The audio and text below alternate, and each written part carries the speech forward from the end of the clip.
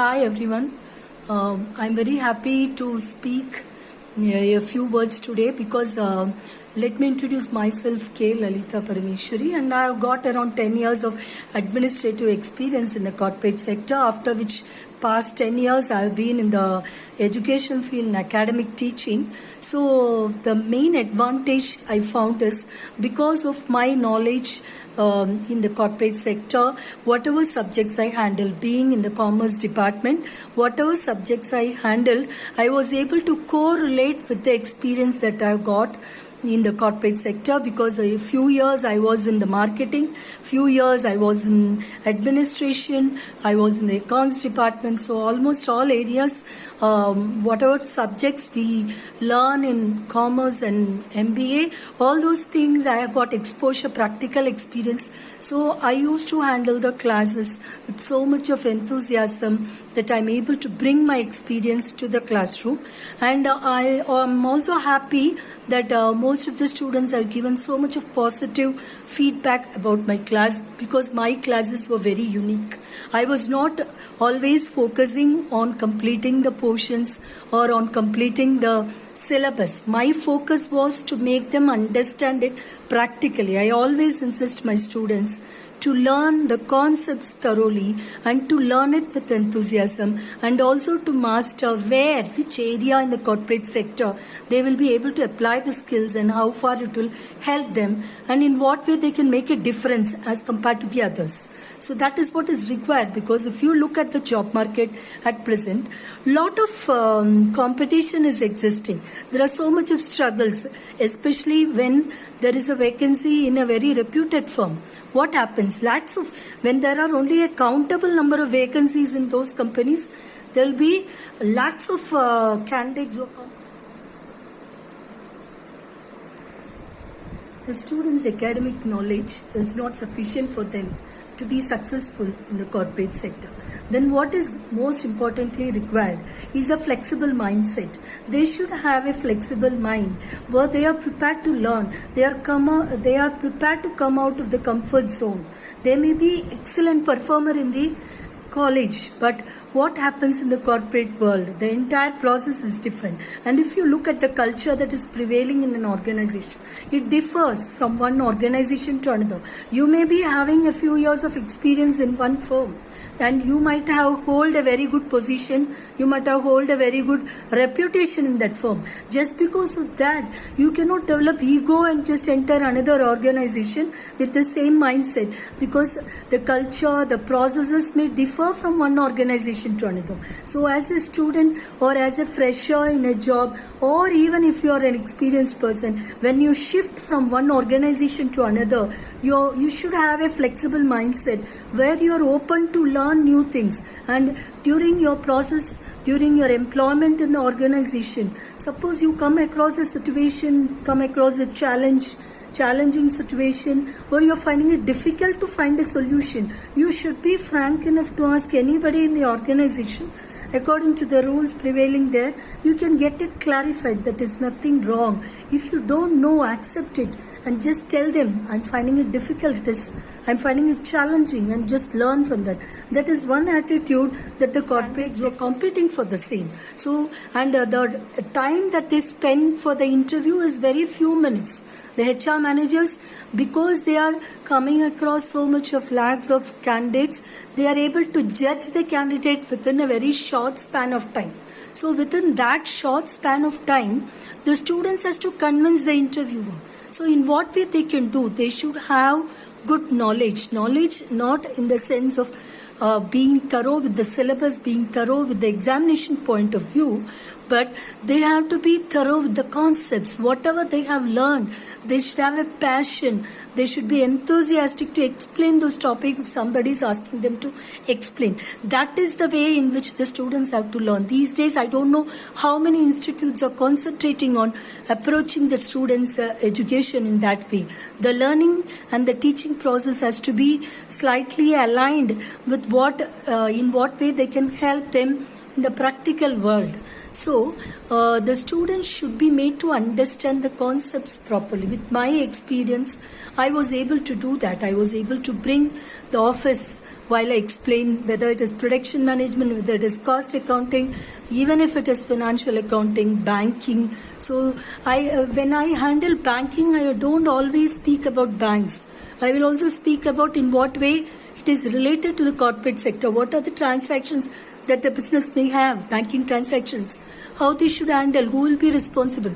Though that does not get covered in the syllabus, I try to bring that also, because covering the syllabus and learning examination point of view and scoring marks is not enough for them, because the corporate world is going to be entirely different.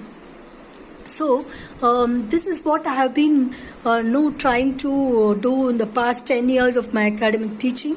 So to the extent possible, I have tried to literate my students on all these aspects. Corporate sector expects from you, and suppose you find that you are lacking in one particular skill that the corporate sector requires, then you should take the necessary efforts to train yourself, to make yourself thorough with those skills. In that way, you can grow in the organization. Getting an entry in a big organization does not end the job there. You have to just keep moving.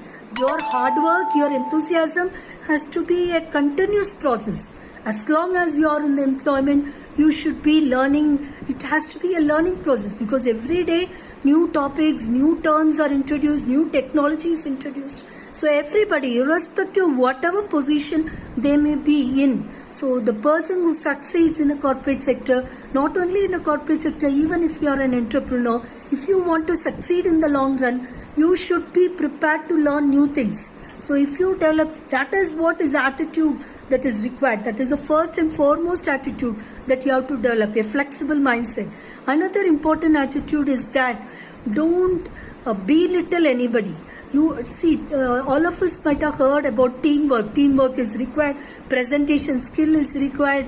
So teamwork means it's not like successfully working in a team alone, but how you handle each and every one. You should have empathy for the team members. Suppose you are a team leader, or if you have an aspiration to become a team leader in the future, you should be a person. You should develop yourself as a person who is very concerned about the feelings and thoughts of others, to some extent at least. So, but since my corporate experience is 10 years back, I always used to think I should keep in touch with some HR managers so that I can get updates about what is happening, how the present youngsters are behaving in the corporate sector, what are the skills they are lacking, and because of that, I have even started one soft skill training YouTube channel, which is focused on improving the soft skills of the students. And in order to bring out something which is very materialistic and which will be of very much help to the students, I was thinking of this. And today I was fortunate enough to attend a webinar on campus to corporate. It was such a very interesting webinar. I was able to gain insights into what is really happening at present. What are the skills they are lacking? Because see, long back, 10-15 years back, we used to tell communication skill, writing skill, though it is required at present. Students, I feel that students almost in any any course, they are able to manage the communication, but what is required is the attitude. They should have an attitude to learn new things. They may be a rank holder, they may be an excellent performer in all activities in the college, but that does not become sufficient. The corporate world is entirely different. It is far different. See, as I told you, when the concepts are made clear, they may know what happens in practice, though that is there, but still the way they should speak, the way of the mannerism, the culture that is existing, the culture from one organization to another organization may differ. It is entirely different from one organization to another. And that too, nowadays what I feel is, in my experience, 50% of the students, they are not prepared to accept a new way. They always have overconfidence. So overconfidence should not be there, irrespective of whether you are a rank holder or your professionalism has to be implemented there. You have to have empathy towards your team members. That is also another important skill that you may require in order to succeed, whether you are an entrepreneur or whether you are an employee of a organization. So that is also required.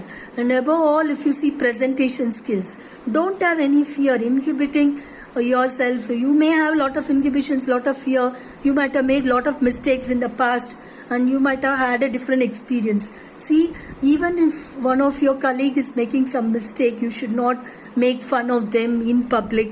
You should not criticize anybody. So that is also one quality of professionalism. So that quality you should develop.